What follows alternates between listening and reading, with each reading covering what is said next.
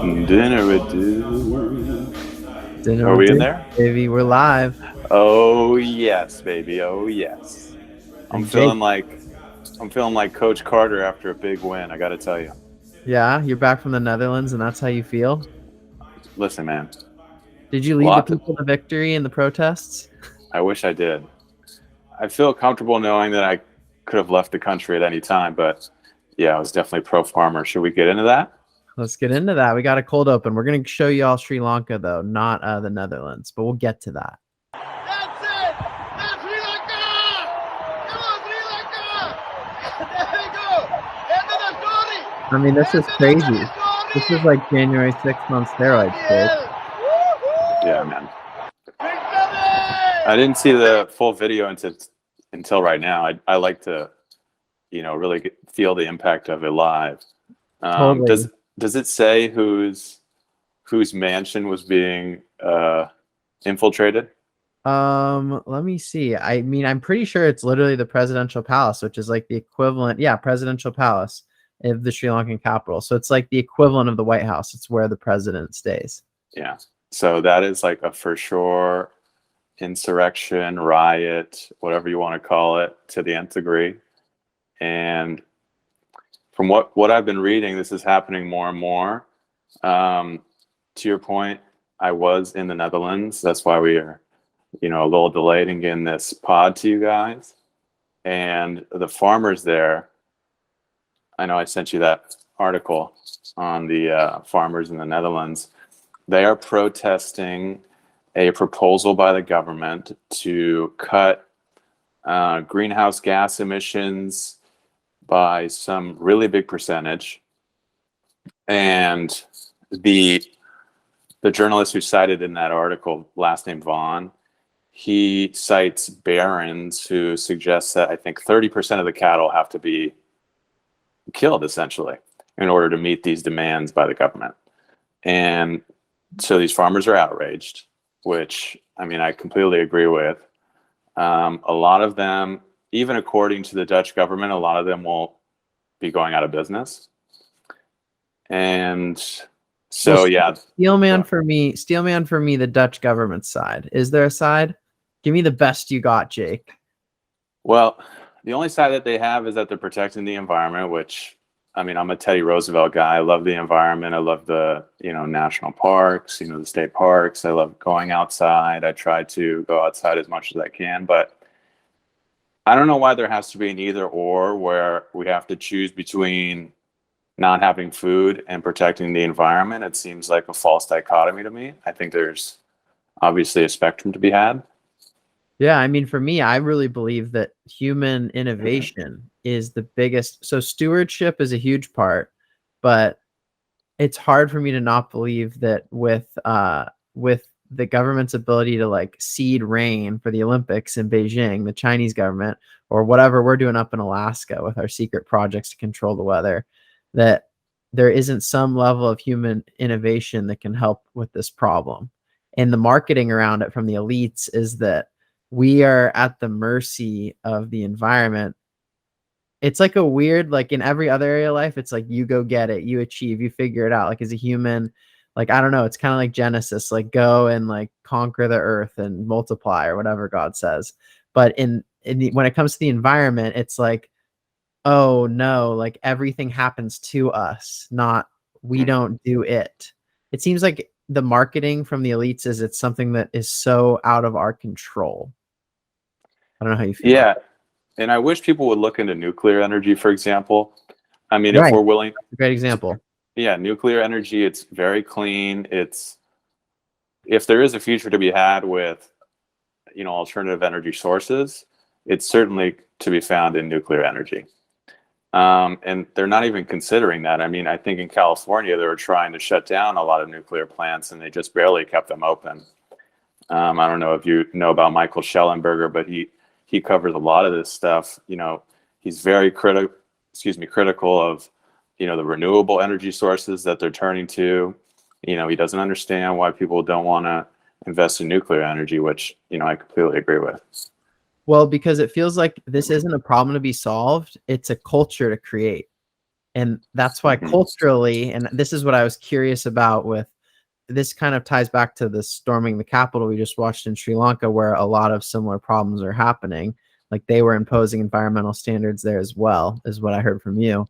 And they stormed the Capitol. Culturally in America, the response to the riot of the Capitol was one way, but the same people who didn't like the storming of the Capitol here, I think, would find, not have the same stench about it when it was storming the Capitol in Sri Lanka. There's a cultural difference there.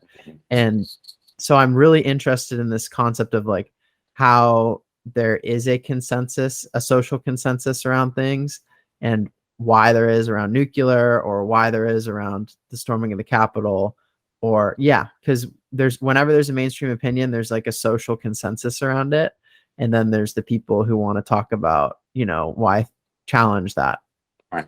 And to be clear, that video that we showed in Sri Lanka, those people were storming, what we can call a Capitol, the presidential house, in response to similar green policies that we're seeing in Germany. And I forget, there are, in some of the articles I sent you, there were a number of countries listed as having similar proposals or already implemented policies. So I think we just need to take a closer look at why these policies are being implemented. I mean, I don't know if it's just stupidity or if it's something more nefarious. I know in the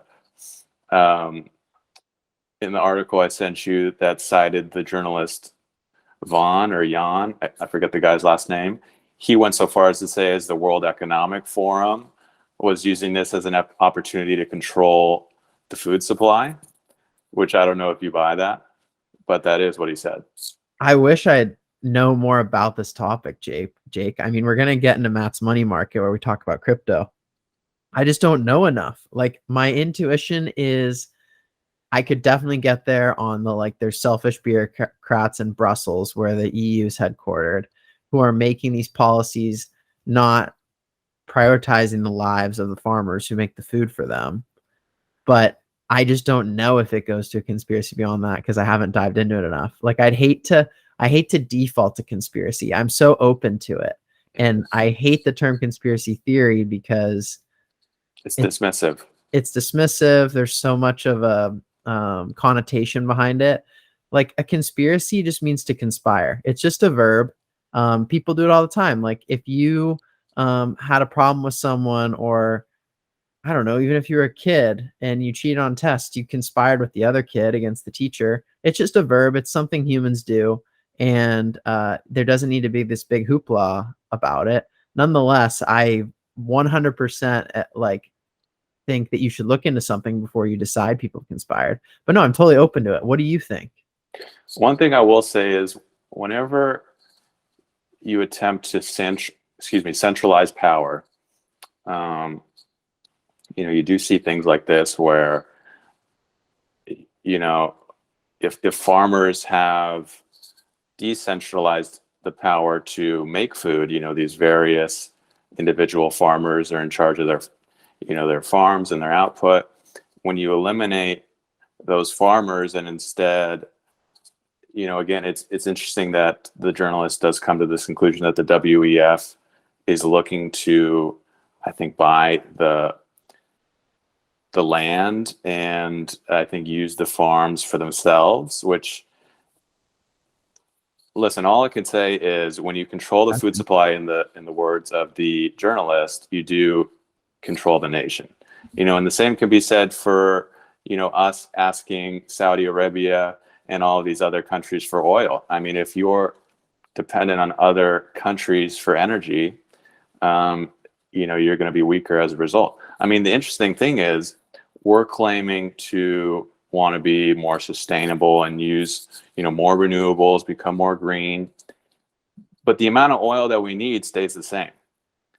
So we're still going to be looking outside for the same things that we're choosing not to make on the inside. So there's also a dissonance there that, I don't think anyone wants to acknowledge. Yeah. I mean, we were a net exporter of energy under Trump, and we were the #1 energy producer. So it's right there for the taking. it's yeah, it comes back to the culture. Like, do people want the Keystone XL pipeline or do they not? These are things that are like so mimetic. Yeah, 100%.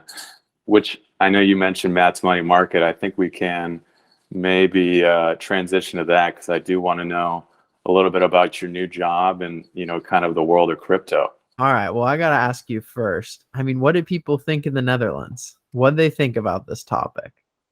About cryptocurrency or about the protests? About the protests, about the farming. I mean, you had to ask people, Jake. Oh, no, 100%. So, I mean, I was there with my girlfriend's family, and of course my girlfriend was there as well. That's good. I can't stress enough, I am with the farmers. I did meet people there that were also with the farmers, but there wasn't a consensus. I mean, a lot of people, it's hard to look past the, the left. They have a lot of good things on paper that they're fighting for. The environment, I can't stress this enough. I'm for the environment. I'm for sustainability. If the parks are clean, I'm all for that. If there's no trash in the ocean, I can't complain. But you have to, like any of these important topics, it's very nuanced. It's a grown-up issue. To what extent are we willing to forgo economic growth? To what extent are we going to allow our populace to maybe go without food? Not just economic growth, economic maintenance. Yeah. Just to stay at the same level that we're at currently. Right. But again, a lot of the people pushing these policies, they're not poor. It's not something that they're going to have to wrestle with directly. Sure. They may hear about it, oh, my house cleaner can't make it today, she can't afford a ride. But beyond that, they're just trying to score points. Huh. So that was your main takeaway being there. Yeah, a lot of people, they like to be nice, and I don't think they want to look into it because it makes them uncomfortable. They're willing to stop at, I'm for the environment, so these policies, they can't be that bad. Okay. So it's mostly the biggest takeaway was people have this psychological wrestling and they stop at the surface. Yeah, not everyone, but there was people. definitely an element of that. Okay, interesting. All right, now we can go into Matt's money market. Please. Crypto corner almost today. We're going to the corner of the room, crypto corner. Now we're talking about memes. What's your mimetic? What have you been seeded by if you don't know much about crypto, what's been seeded into you from the outside? When you think of crypto, what pops up in your brain? Well, I'm going to play devil's advocate for a minute here, because I've heard a lot of things. I've heard, for example, it can never survive. Let's start there. Is this something that has a future? What is crypto? Well, that's two questions. What is crypto? You want to know what crypto is? Can I talk about my job first? Please. I wanted to hear. So the job is just a crypto research job. So the man, Matt's money market, is coming to you from the crypto corner. He's a researcher now, an official researcher from Asari. We do crypto research for clients. Give me a coin, I'm on it. I'll do some due diligence. I'll let you know if it's a scam or not. A lot of the projects we are assigned are scams, and they're designed to keep scam coins off of exchanges where the normal population would be more likely to buy them and lose money. All right. Okay. So that's what I'm up to. Now, what is crypto? Crypto is just a decentralized computing network. A cryptocurrency is just a string of numbers on that network. It's just a technology. So it's you sending a string of numbers from someone to someone else. So it's just like a decentralized database, and those strings of numbers that get sent from one person to the other. Like Facebook, they have servers. Instagram, they have servers for all your data. This is just a decentralized version of that. Like there's miners for Bitcoin, or there's validators for Ethereum that process the transactions in a decentralized manner. So that's kind of the most basic overview of it. Now, ask another question, Jake. Where'd your mind go from there? You're probably like, what? Well, yeah, no, just a little bit of a comment before we move forward. I just think the origin of crypto is so mesmerizing. I mean, maybe you could speak more to this, but this Satoshi Nakamoto guy, who may or may not be a computer scientist who's frozen in a freezer somewhere. I mean, can you speak a little bit about that? Why did he make crypto? Yeah, so there was crypto, like the crypto punk like culture in the 90s when they still were trying to figure out how cryptocurrencies at all. There was a lot of like technological problems with them, and it was really an underground thing. Flash forward to 2008, you have the great financial crisis, and a pseudonymous person named Satoshi Nakamoto writes the Bitcoin white paper, which is a response to the fiat money current system, which if you're not familiar, I'd recommend really familiarizing yourself with how the current system works before you understand crypto, to understand why crypto might be valuable. Because the way things work right now, money can be printed out of thin air. So that's what inflation is. We talked about that last time, Jake. I don't know if you retained some of that, but None. basically zero. Well, things are more expensive, right, than they were a long time ago, like in the 70s. Mm-hmm. So, No, I get that. But technology is better, right? Yes. So if the world's become more efficient and more productive, prices should be less expensive relative to money if money stays flat. But because more money has been printed out of thin air, prices are higher, even though things are more efficient, and we have a higher GDP and a better economy than the 70s, which is pretty crazy, huh? Mm-hmm. Yeah, that doesn't make any sense at all.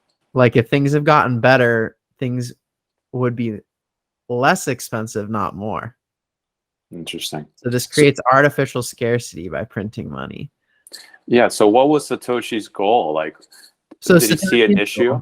Yeah. So Satoshi's goal, back to that. The reason I got on the macroeconomics is because really, crypto can be a hassle. So sometimes people need to have, a philosophical underpinning to why this even matters, or I can just use Venmo, which is like the same thing, except for not decentralized. Mm-hmm. So Satoshi's vision was, hey, I can create a currency. It's programmatic. It's going to get printed out of thin air, but it's voluntary. It's your choice socially. If you want to join this network, which is a technological, it's a technological decentralized network that can have social consensus across the globe as a world currency if people wanted to, but it's voluntary. There's a certain number of Bitcoin that are created out of thin air over time. It started with a lot of Bitcoin. The computers that process the transactions get Bitcoin in return for processing them. So that's like the money that's being printed out of thin air, except for instead of it just being printed out of thin air, it's printed for doing the work of keeping the network safe. And that money goes down that amount of money to the miners goes down every 4 years. So as that money that's issued to the miners, which is just the computers that process the transactions, goes down, the price of Bitcoin has gone up. Now there's also more people who use Bitcoin than 2010 or whenever it started. So it's an alternative system to pay for things and to get paid for things. And is it designed to circumvent the current system? Like, why do, people who are pro-freedom, why are they so bullish on Bitcoin? Yeah, so the Satoshi Nakamoto, definitely all the people who kind of started out in cryptocurrency were, I'd say at least 90%, weren't just tech savvy. They're philosophically interested in creating a new system that would be different, that would circumvent the current system, that wouldn't rely on money being pegged to governments. We used to have the church and state. A popular line is like, we used to have religion and state together. There's separation of church and state. A lot of people in cryptocurrency want to separate government and money, like state and money. But the state doesn't have the printing press. They don't have the money printer either. Amen. And Amen. I know as someone who wants small government, that might be something that would interest you. What do you think of that? No, I love that. I don't understand why the government should have their hands in money at all. Was that something that they sort of weaseled their way into, or was it always that way? Well, I think when you read history, especially Western European history, I don't know a lot about Eastern history. The elites, they controlled the church, they controlled the state, and they controlled the means of production. And all those things are kind of intertwined. And so the elites were in control of the government, but they were also in control of the means of production. And, those things are very interbred.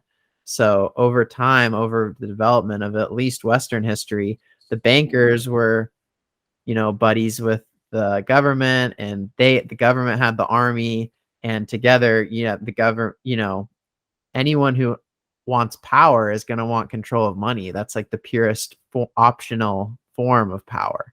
So in my view of history and reading of history, that's just the natural evolution of the type of person that wants to rule, wants to be in power. It makes sense to me. Does that make sense to you? At least from a psychological perspective? No, I think it does. Kind of rounding out this segment, what do you think the future holds for crypto? And if I wanted to get involved, as someone who, maybe I'm a conspiracy theorist and I think the banks are going to crumble at any second, or I think someone's going to be stealing my money, how can I get involved in crypto? Yeah, so I think the future is going to be rocky, because it's a technology that's not going away. It's something that's very relevant, especially with COVID-19 and the trillions of dollars that were printed. More people than ever are aware of how the dollar is worth less. And Bitcoin is like a new gold. It is programmatic like gold. There's only so much that can come out at a time, except for it's digital, and gold is being mined out of the earth. So both can have utility if there's a social consensus. How you can get involved but it's rocky, because the elites, the people who control the means of production now, those at power in the government and those at power in the banking system, it's not in their interest. They lose purchasing power. They lose relative strength. Every crypto gain is a loss for the old system. Mm-hmm. The crypto's gain is the old system's loss. Crypto's downfall is the old system's gain. So, and I don't take those people lightly. They're very smart. They've become powerful for a reason. And so I think it's going to be very rocky. I think there's going to be a lot of ups and downs for crypto, but long-term I'm bullish. And I think the new technology, the better technology always comes out and wins when viewed with history. I can get involved, go on an exchange. I recommend FTX US. Maybe I'll even drop my referral code on here in the Please do. In the edits. Yeah, buddy. FTX US has the lowest fees, the cheapest withdrawals to on-chain. Basically what you're going to do, it's like a stock account. You can connect your bank account. You can withdraw some fiat currency, some US dollars to the exchange. It's just like an app on your phone, and it'll be like looking at stocks. Instead of looking at stocks, you'd be like looking at Ethereum, looking at Bitcoin. You can be like, yo, this Bitcoin costs 20K, and you'll be like, cool, I'll buy like 0.1, which is like 2K. And then it'll be in your app, and you can withdraw it to a different app, which is a decentralized wallet where you control it. And if you mess up, you lose all the money. But now no one has control of it except for you. Mm-hmm. So that's how it would work. You kind of have to do that little step from the bank to the exchange, which is like the app, to your own app, which is self-custodied by you. It's like being your own bank. Got it. Wow, man. What a wonderful breakdown. Matt's money market. We're going crypto crazy over here. Yeah, buddy. I love that. Should we transition to the, what do you want to do? The Brentwood scandal or the Brentwood? Is it a scandal? Is it a scandal? I'm Brentwood's PR agent. This isn't a scandal. It's just a greedy old dad who wants to, he doesn't like Ibrahim Kendi. He doesn't like, I don't even know what those books are called. They're so irrelevant and stupid. Let's skip that one then. Let's go to the courts, man. Let's go to the COVID courts. Okay, let's go to the COVID courts. No, I want to talk about the other one too, though. But let's go to the COVID courts. Yeah, then we can circle back. I want to say about the COVID courts that I was rattled a little bit, because Jake texted me yesterday, maybe for this. He texted me like a little quote, and it said, "Through a wave of pandemic-related litigation, a trio of small but mighty conservative legal blocks has rolled back public health authority at the local, state, and federal levels, recasting America's future battles against infectious diseases." Mm-hmm. And I said, beautiful prose. And then I opened up the tweet, and it was an NPR tweet. And I put my face on. That's what cognitive dissonance is, Jake Federer. That is cognitive dissonance. I thought this was beautiful Jake prose dinner at Duke's. This is the type of poetry you write at Duke's while having Yeah. a Caesar salad and is NPR. No, Well, and let's get listen, into yeah, no, it's Temp Hughland-esque prose. I agree, but no, it's coming from NPR, which I like the way that they speak. It's very relaxing. It's good to listen to on a long drive. They're definitely good people to follow because I think they really encapsulate the mindset of the left. Yes. I mean, what did you think? Did you read the whole article? I read it. I mean, it's interesting, but my big takeaway was like, I want to knock out the administrative. I'm conservative. I like small government. And I want to knock out the administrative state wherever I can. So cool. So like, what about the Department of Education? What about all these other things that don't do anything? Yeah, Like, no, public health agencies suck too. They're a total drain on tax dollars. But yeah, no. So basically, the article, for those of you who haven't read it, I think we should start leaving links at the bottom of the episode because it's a long article, Yeah. full of a lot of information. show notes coming your way, fam. Yeah, basically a lot of conservative lawyers and legal action groups, I guess you can call them, have been teaming up or, even independently striking down a lot of COVID mandates, challenging a lot of emergency orders from around the country. And the way that NPR, their angle was that this was a bad thing. And I found myself laughing. I was like, in what world is decentralizing the authority to shut down the entire country a bad thing? And of course, to the left, it might be very scary. And it occurred to me, I think this is, again, I'm going a little Jordan Peterson here. I think it's a personality thing. I think a lot of people on the left are genuinely scared of this virus. It's a virus that's never going to go away, which they hate the thought of that. I don't think that they've really even wrestled with that. If it hasn't already turned into a flu-like virus, it definitely will in terms of severity. But no, I think a lot of these people are genuinely scared of COVID. And to think that the government can't have unilateral decision-making power, or even the school board. There was an example that was cited in the article where one of the lawyer groups challenged the school board's ability to close down schools in response to COVID. And it actually led to a decision in which the schools could no longer just shut down the schools. Again, to me, phenomenal. These kids, they need to go back to school. School closures, in article after article, it has been shown that school closures are criminally endangering these kids. Not to mention, let's just take masks, for example. I don't know if you know this, but LA County probably in the next week or so is going to bring back indoor masking. Have you heard about this? I heard rumors. I think Yeah. I was out getting a sandwich and someone was talking about it. I'm So like, well, I don't go to LA County, so. Yeah.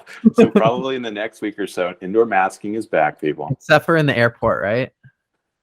Yeah, I think the airports are exempt because that's like a different jurisdiction. I don't really know how it works, I don't think airports are effective. In any event, let's just take masking, for example, and I want to know your thoughts on this. Let's just accept the left's premise, which again, I'm not left, I'm not right, but this is almost exclusively the left's premise, that masks are 100% effective, and if you wear a mask, you will not get COVID. Let's accept that premise, and let's go even further, that they're 100% effective, and that if you don't wear a mask, you will get COVID and you will die. Okay. I would still not wear a mask. Because at a certain point, I have to tell you this, after it's been, 2.5 years, it's seemingly indefinite that we're going to have to wear masks on and off for the rest of our lives. I haven't seen any evidence to the contrary. Okay. So at what point is that a horrible, horrible, horrible life? There is something called life suppression. There is something called a life half lived. And if you're asking me, and I don't really buy into the term selfish, I am an individual. I do think that I care about other people. But in any event, if you ask me, well, this is what I want to ask people who are into masking. At what point would you say enough is enough? Is there a threshold after which you would say, I'm no longer going to wear a mask? My fear is people on the left don't have that threshold. I don't think it exists. If the CDC came out tomorrow and said, for the next 25 years, we're going to have to wear masks from sun up to sundown, I think there are some people who would do that. And that is my concern. Now, of course, if I'm going to get thrown out of somewhere, you know, I don't think that I would refuse a mask. You know, ultimately, I am sort of a wimp in that way. You know, there was a vaccine mandate in LA. I did get the vaccine. You know, I'm not totally anti-vaccine, but it was the mandate more than anything that made me get it, because I want to go out and I want to enjoy myself. You know, so there's certainly a balance to be had, but honestly, this infuriates me. Yeah, I think you're a little nuts for saying that you would not wear the mask, even if it was 100% that the mask works and 100% you die if you get it. Like, I feel like I'm more hardcore than you. I'm down here in Orange County. I haven't gotten vaxxed. I'm working at a freaking crypto company. Like, I'm like a walking meme a little bit, but I would still wear a mask if those two things were 100%, because I would want to live. But I get the point rhetorically. Yeah, no, my point is you're not living right now as it stands if you're following these rules. No, that's my point. For sure. Like, the people I see in masks around here, I can't help but judge. I mean, well, I could help. I could chill out. But like, I see them and I'm like, man, you just look at their vibe, their energy. It doesn't feel right. And I'll even say this. If you want to wear a mask, I would never in 100 years criticize you openly, you know, and disparage you and make you feel bad. You know, that's not my business. But it's different for me to say, yes, you are at full liberty to wear a mask for the rest of your life. I don't really care. It's completely different for you to say, for my sake, you must wear one, and you must wear one always. And I'm not going to tell you when we have to stop wearing one. And while we're at it, you have to get a booster. You have to get 4 or 5 boosters. And, you know, you can't say no, because that makes you persona non grata. Well, I don't buy into that. Yeah, I wanted to come back to your point on saying that you think people are generally scared of the virus. I'm not sure. You know, I have a friend, she's in Santa Barbara right now. She just had COVID and she's doing a 2-week quarantine. I think like the recommendation by the CDC is 5 days. She's super left. Really nice girl, amazing girl, but like, it feels desperate. Like, do I really think she's scared of COVID? Absolutely not. Do I think she's like fighting through her duty as a left identifying person and a left branded person to do a 2-week quarantine when it's a 5-day CDC recommendation? Absolutely. So when I see this article on NPR, where they're loathing this decision, I think it's more like when I read you the tweet and I loved the pros, and then I saw his NPR and I didn't like it. It's cognitive dissonance. I don't think these people want to accept that COVID isn't dangerous, because it means they'd have to reevaluate their beliefs in 2020. And there's a cascading effect. If COVID wasn't dangerous, then what do I think about Donald Trump? What do I think about the election?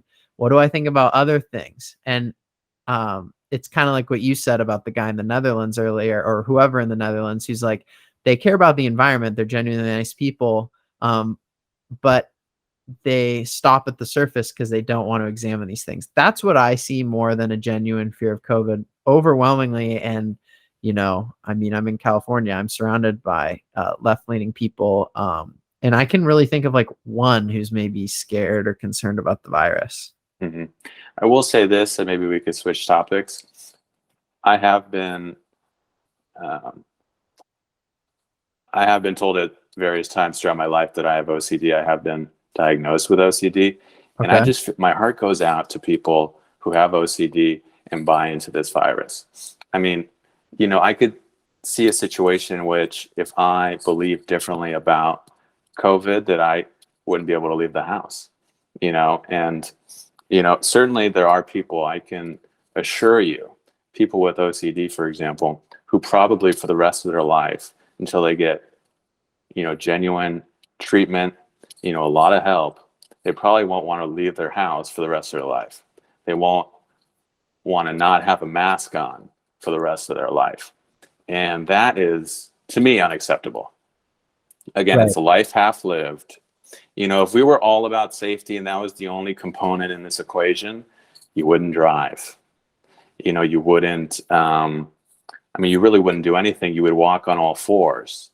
You wouldn't leave the house again. So whether you choose to acknowledge this threshold, I'm going to bring that up again. There is one. And I think we have to, A, acknowledge that this is multivariate, and B, acknowledge that threshold exists. And then you have to start questioning, which I remember we talked about in the first episode, Matt. A lot of people will never get to that point where they say, whoa, what's going on here? Because there will be no critical event in their life that would leave them with that feeling of, I need to start questioning things. Yeah. Which, it's unfortunate. But I think you need to consider those two things before, we go any further, because it's just, for me, it's getting out of hand. Jake, I had a moment, and when you were saying all that, I thought of Helen Keller. And I thought of her beautiful prose in On Optimism. And I'm going to read this to you right now. Please. My favorite please. books. It is a mistake to always contemplate the good and ignore the evil, because by making people neglectful, it lets in disaster. There is a dangerous optimism of ignorance and indifference. It is not enough to say that the 20th century is the best age in the history of mankind and to take refuge from the evils of the world and sky-high dreams of good. How many good men, prosperous and contented, looked around and saw naught but good, while millions of their fellow men were bartered and sold like cattle? No doubt there were comfortable optimists who thought Wilberforce a meddlesome fanatic when he was working with might and main to free the slaves. I distrust the rash optimism in this country that cries, hurrah, we're all right. This is the greatest nation on earth. And so I want to stop there. I think that I love what she says about this optimism. And I don't know if it's parallel or not, but I think there's some connection there of someone who wants to be optimistic about everything. They want to be optimistic in a shallow way about the response to the virus, or the response to wearing a mask, why it's good to wear a mask, why it's good to get the vaccine. Maybe it is good, but I thought that hit the nail on the head, and that's why it came to mind. Mm-hmm. Yeah, which I will respond to in two ways. One, if we're talking about genuine optimism, I do have genuine optimism insofar as I think the longer people with these bad ideas show their hand, which in LA, again, I think this is going to continue to go on. It is good insofar as it's out in the open how bad these ideas are. And then hopefully people will say, okay, I know I have a 9 to 5, I know I'm a doctor, I know I'm a janitor, I usually don't have time for these things, but now I need to vote. Now I need to peacefully protest. Now I need to do X, Y, and Z. So in that way, I think it is very promising. I think people are gonna, it's harder and harder to ignore. Right. I love what you said. Like, if you can't be optimistic when you know it doesn't work. It's looking you right in the eyes. It's screaming, this doesn't work. Biden got COVID today. It doesn't work if you're triple vaxxed. Mm-hmm. Yeah. So, and the other thing I would say is, I didn't mean to cut you off. You can finish your thought if you'd like. That's it. The other thing I would say is, and there's another thing that we're going to talk about today. It perfectly segues into that topic. A lot of people still trust the government. And if you read any amount of history, of course, unredacted history, true history, that would fly out the window in about 3 seconds. I'm a big fan of this next topic that we're going to talk about, John Bolton, admitting on CNN that he has planned coup d'etats. So maybe we should get into that, because I think this connects to, people genuinely trust the CDC. People trust the NIH. People trust the government. People trust Fauci. And because I think unconsciously they believe that, oh, this is the government, they should be trusted. It's some sort of higher power. It almost takes the place of God for a lot of people. So maybe we should show this. You want to get into it? Yeah, I don't know if we have the clip or not, but Oh, we got the clip. And Can one we thing show I it? will say is I don't want this to be the complete episode of False Starts. I know you were kind of medium on this topic, but after the coup d'etat, John Bolton fiasco, we are going to talk about the journalism topic. okay, yeah, let's do that. Let's do that. Okay. All right. I'm going to share this right now. Here we go.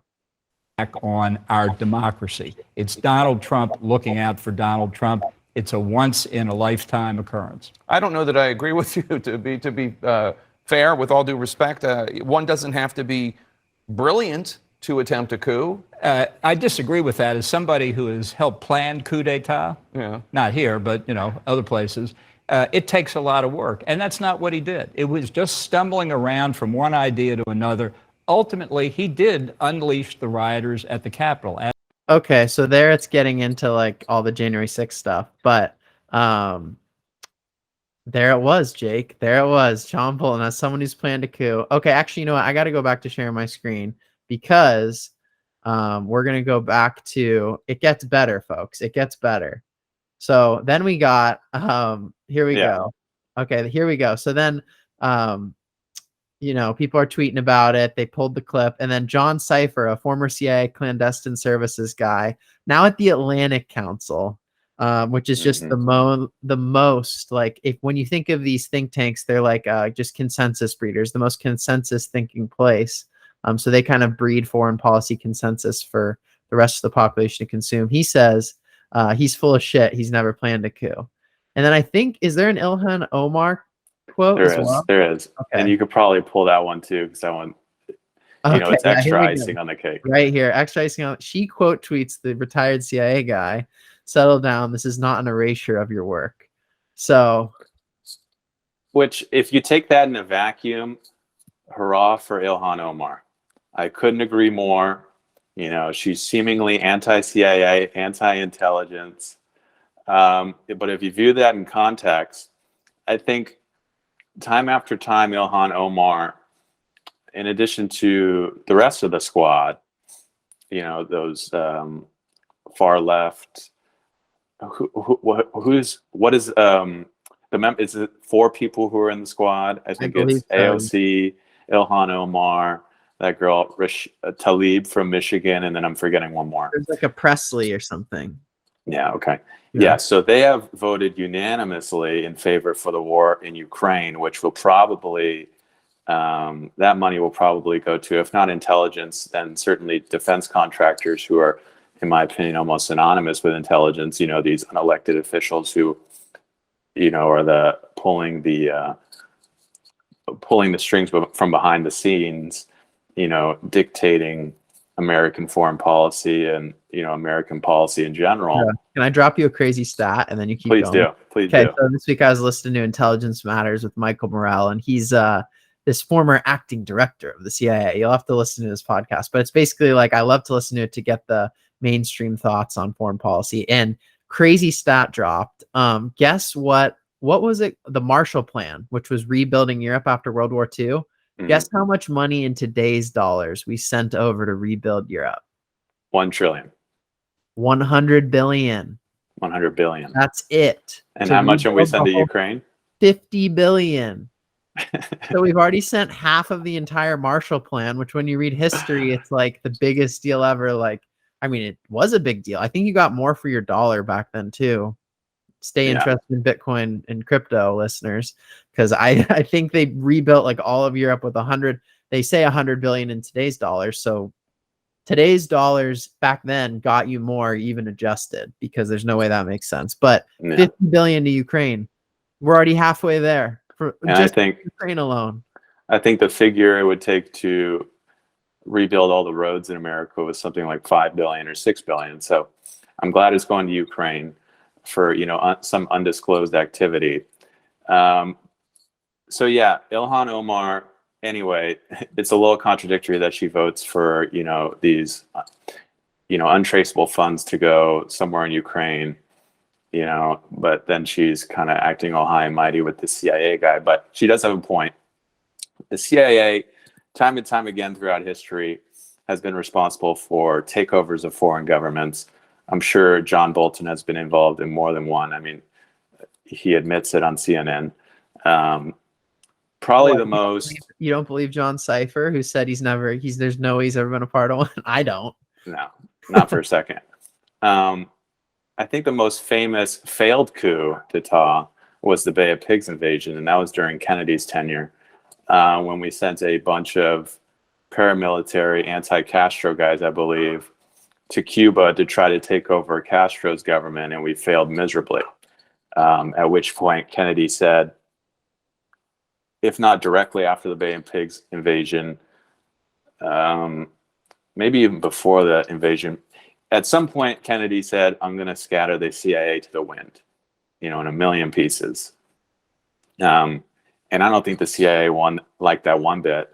You can read into that as much as you like. There's some people who think that the CIA are implicated in the Kennedy assassination for, not just the Bay of Pigs invasion, but some of his other policy making decisions. But I'm getting a little off topic here. The point is, the CIA has repeatedly forcibly taken over foreign governments and replaced the, legally elected leaders of those countries with dictators.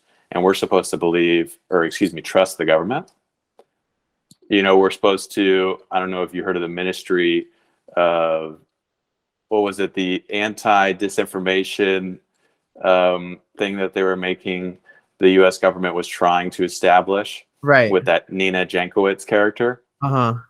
Yet we're supposed to, on the one hand, know that the U.S. government constantly in the 60s and 70s especially took over, many foreign governments and has done many terrible things. 70s yet. I've been scrolling for those watching while he's talking, and we're in the 40s. So keep going, Jake. These are all instances.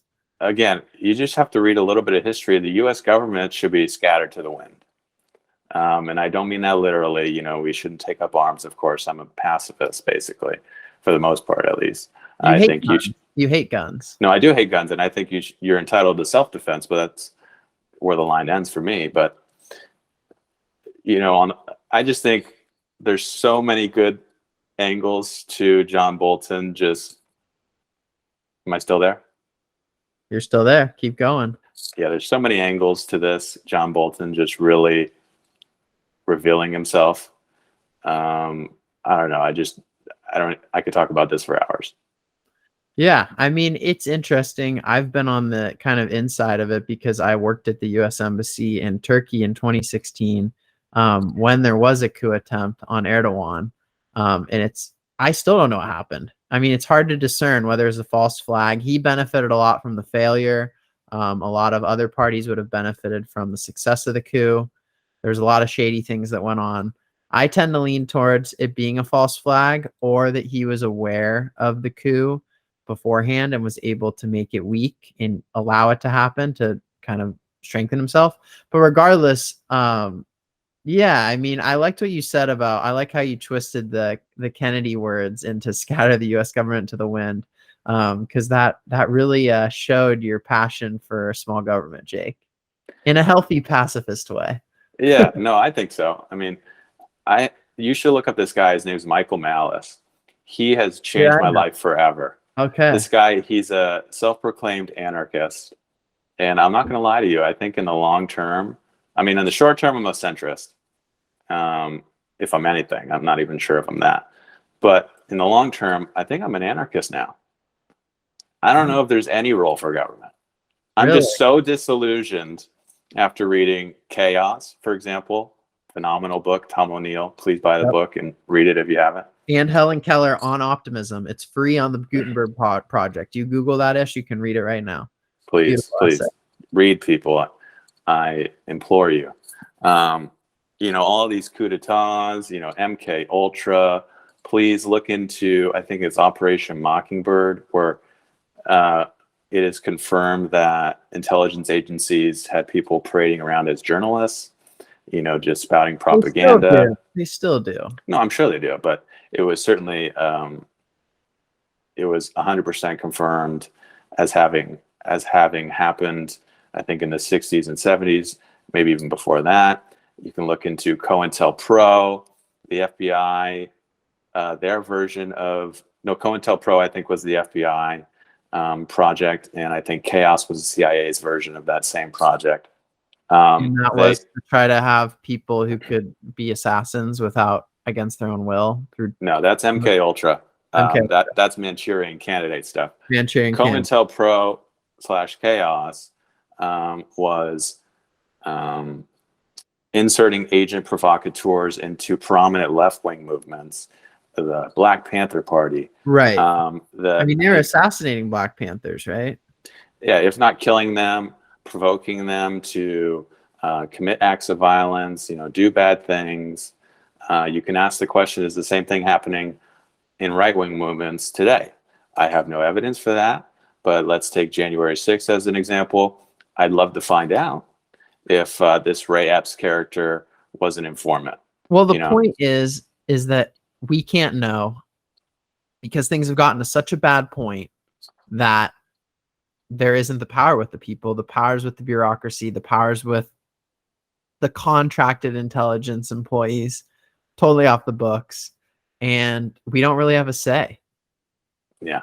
And I agree with that, which is not ultimately depressing, because I look at it as, you're an optimist, Jake. You're an optimist. Like, no, seriously, I think, you should still vote, of course. You could peacefully protest. I think both of those things are critical, as a matter of fact, depending on the situation. But ultimately, you can't rely on the government for everything. Even though I am a possible proponent of state health care, even though I think we should provide aid for people who need it, I think that at some point the government, my fingers are crossed here, in a peaceful manner, I hope it implodes, because it's become so oversized and so egregiously nefarious. The intelligence community, especially. I mean, I can't stand it. Yeah, I mean, I can't. I mean, how do we know that where it's all it is like, you listen to Intelligence Matters with Michael Morrell, and it's basically just trust us. We have a black box. We sent $50 billion to Ukraine. It's half of what the Marshall Plan was. We don't know what it's being spent on. We don't know how it's being spent, because it's a matter of national security and it's classified. So even Congress, unless you're on the intelligence committees, and a lot of this information you'd have to formally request to even get the information. All that means is when you're on the intelligence committees, you get some briefings from some CIA, FBI, NSA guys once a month or every 2 weeks. It doesn't mean you're reviewing all the information, that you're really their check and balance. It means a staff member from that giant bureaucracy that has an unchecked black box, black budget, comes over and tells you something. That's the state of our government. That's how bad it is. Yeah. It's totally unchecked. No, it's crazy. But again, it's just a reminder that, we have to keep the temple of, our self, our spirit. We have to keep that clean. We have to keep, that in tip-top shape before we, say, let's take down the CIA, because, it's near impossible. And, it allows, you got to keep things in perspective. You can't get too ahead of yourself. Absolutely. I'm going to read some more Helen Keller, because you were sounding like her. Thus, my optimism is grounded in two worlds, myself and what is about me. I demand that the world be good, and lo, it obeys. I proclaim the world good, and facts range themselves to prove my proclamation overwhelmingly true. To what is good, I open the doors of my being, and jealousy shut them against what is bad. Such is the force of this beautiful and willful conviction. That's Jake right here, folks. That's Jake. He's saying, just like Helen, he's she was talking about how bad things were in the paragraph above. And she's saying, I choose to be an optimist, and her optimism's deep. Your optimism's deep. Even though she had it. Listen, Helen had it way worse than I did. True. I'll tell you that. But you're facing these bad things that maybe a lot of people don't want to face because of, makes them uncomfortable or not. But you might be happier than ever in the face of it. That's not where your joy comes from. Your joy isn't defined by that. So I like what you said. Amen, brother. Should we end off on that journal? Well, yeah, definitely. Because I mean, we both went to journalism school, and the headline reads, just 30% of left-leaning journalists say every side deserves equal coverage. And we definitely haven't given equal coverage, we've been authentic. We've been sharing our opinions. Now, are we an official news source? No, we're a dinner at Duke's. One dinner at a time. Episode 4, baby. But I want to start you with this, Jake. I think it's okay when journalists don't give equal coverage to both sides, because we're human beings and we want to be authentic. And what it means to be your authentic self very easily gets mixed up with being objective. Like in documentary class, I can't remember if we're in the same class, but like even just where you point the camera, what zoom you have, that is part of your perspective. Like, what is objective? Is it the zoomed out lens? Is it the close-up shot? It's the same picture, but it gives a different perspective. So yeah, I wanted to hit you with that. And I also wanted to hit you with the caveat, I said all that, but also if it's something super important, like was the election stolen? Was it a fair election? Is COVID-19 dangerous? Like true journalism reporting, you have a duty to steelman both sides. I mean, listen, phenomenal point. I do think after giving this some more thought, initially I was like, oh, you got to give every side equal coverage. You got to, shed the light on, all the angles. But to your point, I think there is no such thing as objectivity. We do all come to the table with our own biases. I think the only thing to do is to acknowledge those biases, either in writing or, if it's not in writing, in some other way, and then try your best to be truthful. I think that's the only thing that we can do. I think the flip side of that, though, for me, is a lot of journalists do act as if they're arbiters of truth when in reality they're activists. I mean, most of the people who consider themselves journalists nowadays are just hacks for their side, whether it's right or left. Yeah. And that point about the perspective, where you point the camera, the types of questions you ask, those are all decisions. I think that's a phenomenal point. One of the ways in which you define what your perspective is, it's the stories that you choose to cover. And a lot of people don't think about that. If I, talk about January 6th, as opposed to talking about, there was a article that I was going to share with you about these two people, I think in Colombia, these two, 30-year-old women who on their own are trying to come up with an alternative COVID vaccine, which I think is phenomenal and deserving of coverage. So depending on what stories you choose to cover, even in that decision, there is a bias to be had. So, I think it's a very interesting topic. Right. Unless you're God, unless you're omnipotent, omnipresent, everywhere all at once, all knowing of objective truth, I don't think you can truly be objective. Mm-hmm. But I mean, if we all jump off the cliff, gravity does happen. So I think it's a balance. Yeah. No, 100%. And maybe we should end on that, Matt. I think the question, what are your news sources omitting? If they're maybe trying to be truthful in their actual stories that they do choose to cover, what are they not choosing to cover? Are you okay with reading stories from NPR if you're a conservative, even though it makes you uncomfortable? In the spirit of Judaism, the best thing to do is to understand the opposing argument almost as well, if not as well, as the opposing side understands their own argument. Does that make sense? Absolutely. Only then can you genuinely engage in a robust argument, in a robust conversation that will lead both sides to a mutual higher understanding. And so I think that, that's what we're trying to do with the podcast, I hope. Absolutely. I love it. Let's end there. Dinner at Duke's, episode 4, baby. Woo! Love you guys. Peace, peace, peace, peace, peace, peace, peace, peace, peace. For this God-forsaken nation, how you doing? Feel confusions, sip the motion, and I'm feeling like I got into it. Mike Vick got the pocket, and I'm feeling wall women better. Yeah, I'm Ray Rubin with some Mark Cuban in my back pocket, and I'm feeling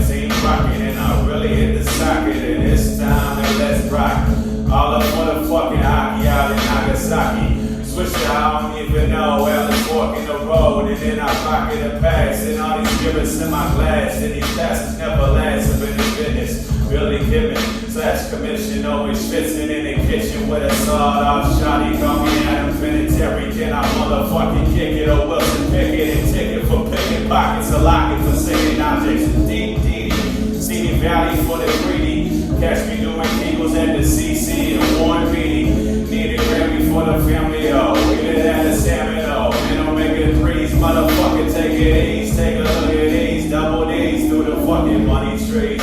Not to mention record warp speed and my tendencies. Stay below the greens in the fucking trees and the seeds. Give me E's and a breeze and the Z's to the B. Man, I'm willing to lean it. Rainbow Sixing, all my demons, and I'm chilling up in